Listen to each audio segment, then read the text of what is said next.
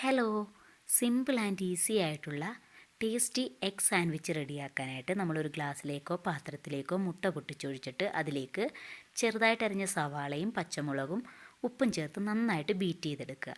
അതിനുശേഷം ഒരു പാൻ വെച്ച് അത് ചൂടായതിന് ശേഷം നമ്മളതിൽ ബട്ടറാണ് തടവി കൊടുത്തത്. അപ്പോൾ ആ ഒരു എഗ്ഗ് ഒഴിക്കുന്ന അത്രയും റൗണ്ടിൽ ഞാൻ ബട്ടർ വെച്ചിട്ട് റെഡി ചെയ്ത് കൊടുത്തായിരുന്നു. അപ്പം നമ്മൾ എണ്ണ ഒഴിച്ച് മുട്ട പൊരിക്കുന്നതിന് പകരം ഇതുപോലെ ബട്ടർ തേച്ചിട്ട് മുട്ട പൊരിച്ചെടുക്കാമെങ്കിൽ നമ്മുടെ സാൻഡ്വിച്ചിൻ്റെ ടേസ്റ്റ് ഒന്നുകൂടെ കൂടും. അപ്പോൾ നമ്മൾ രണ്ട് സൈഡും ഇതുപോലെ തിരിച്ചിട്ട് കൊടുത്ത് നമ്മുടെ എഗ്ഗ് ഇവിടെ പൊരിച്ചെടുത്തിട്ടുണ്ട്. ഇനി നമുക്ക് ആ പാനിലേക്ക് തന്നെ കുറച്ചുകൂടി ബട്ടർ ഇതുപോലെ സ്പ്രെഡ് ചെയ്ത് കൊടുത്തതിന് ശേഷം നമുക്ക് 2 പീസ് ബ്രെഡ് എടുത്ത് ഇതിലേക്ക് വെച്ച് കൊടുത്തിട്ട് ഇതുപോലെ ഫ്രൈ ചെയ്തെടുക്കാം. ഇതുപോലെ ഒരു ലൈറ്റ് ബ്രൗൺ കളർ ആകുന്നത് വരെ നമുക്ക് ബട്ടറിൽ ഫ്രൈ ചെയ്താൽ മതി.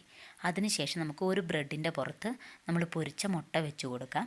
അടുത്ത ബ്രെഡിൻ്റെ പുറത്ത് നമുക്ക് ഗ്രേറ്റ് ചെയ്ത ചീസ് വെച്ച് ഫില്ല് ചെയ്യാം. അതിനുശേഷം നമുക്ക് ഇത് രണ്ടും കൂടി കവർ ചെയ്യാം.